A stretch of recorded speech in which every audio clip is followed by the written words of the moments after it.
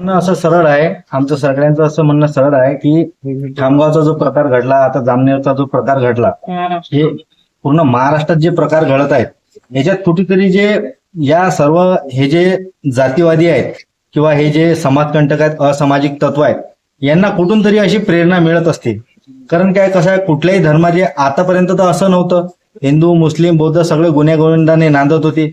आताच कसं या सगळ्या गोष्टी आता जातीने प्रेरित होऊन, जात पाहून त्याच्यावर हल्ला करणे, त्याला मारहाण करणे, आता हे प्रकार इतक्यातच जरा जास्तीच वाढले. कारण की याला कुठेतरी वरून प्रेरणा आहे. आमचं असं सरळ म्हणणं आहे की कुठंतरी हा प्रकार थांबवायला हवा. कुठली एखादी घटना घडते, आम्ही निवेदन देतो आणि त्यानंतर प्रशासन ते पाहते, त्याची दखल घेत नाही.